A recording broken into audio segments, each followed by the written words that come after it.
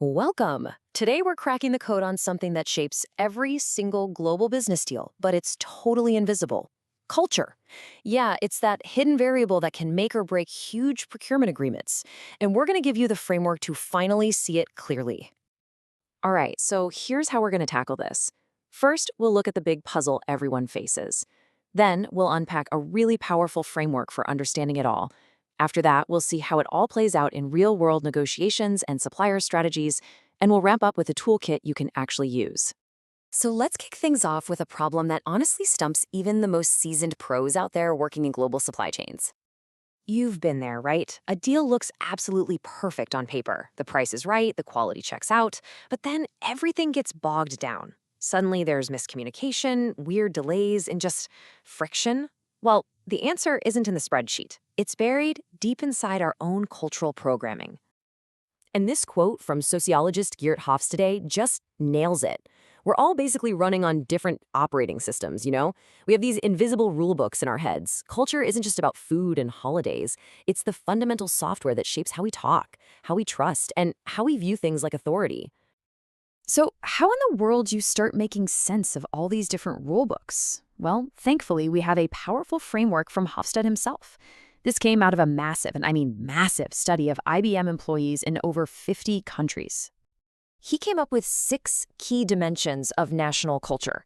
The best way to think about these is like sliders on a mixing board. They help us compare and contrast these invisible settings. So let's break them down one by one. Okay, first up, power distance. This is basically asking how okay are people with a hierarchy? So imagine you're on a project kickoff call. In a country with low power distance like Denmark, a junior person might feel totally fine challenging their boss's idea. But in a high power distance culture like Malaysia, that would be almost unthinkable. Decisions and feedback flow strictly from the top down. Next, we have individualism versus collectivism.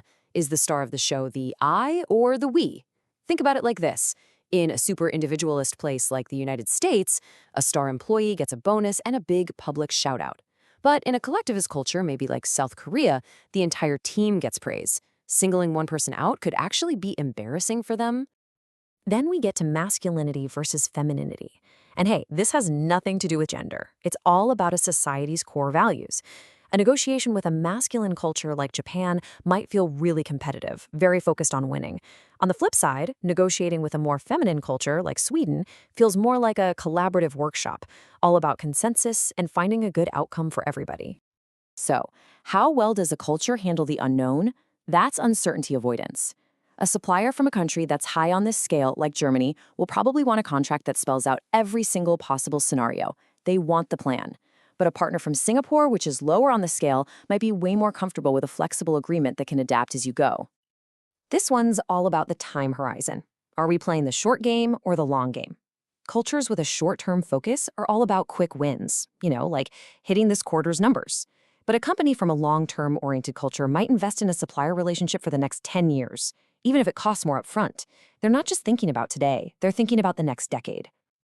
And last but not least, indulgence versus restraint. This is all about a society's attitude toward just having fun and gratifying desires.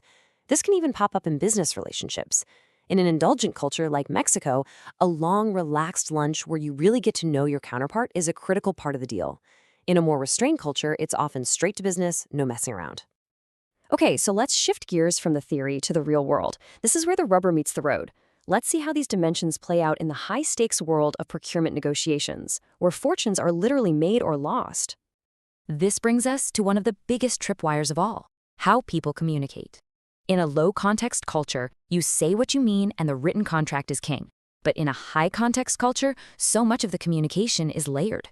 A simple yes might just mean, I understand what you're saying, not, I agree to your terms.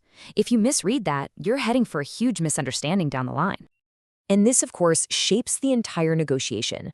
I mean, if you walk in with a competitive I-win-you-lose mindset to a partner who values a collaborative, relationship-first approach, you might win on price today but completely lose the war. You could come off as aggressive and untrustworthy, basically poisoning a potentially great long-term partnership before it even starts. Right, and these cultural currents flow way beyond the negotiation table. They actually shape your whole procurement strategy and how you manage suppliers for years to come. Just think about decision-making. Let's say you desperately need a supplier to switch to a new material. A decentralized, low-power distance team in Sweden, they might make that call on the factory floor within an hour. But a hierarchical, high-power distance supplier, that decision might need to go up 3 levels of management, taking days and causing a critical delay in your supply chain. At the end of the day, managing global suppliers means you have to adapt. How is trust really built? Is it by hitting every deadline perfectly, or is it built over long dinners and personal connections? And when things go wrong, do you have a direct, blunt conversation, or do you find a way to resolve it while letting everyone save face? A one-size-fits-all approach is just doomed to fail. Okay, I know this sounds incredibly complex. So what's the actual takeaway here? How do you turn all this knowledge into a real competitive advantage? First, and this is so important, you have to remember that this model is a map, not a GPS. It gives you the general lay of the land, but it doesn't tell you about the specific person sitting across the table.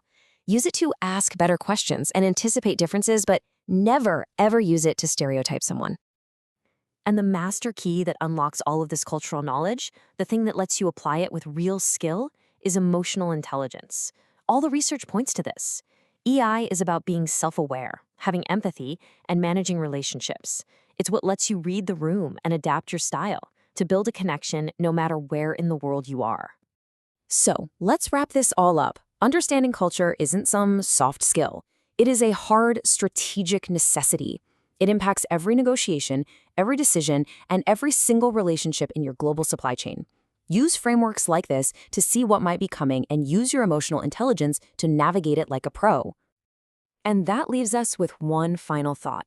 In a world where anyone can copy your product, your price, or your process, maybe, just maybe, the only truly sustainable competitive advantage isn't what you buy, but how well you understand the people you're buying it from.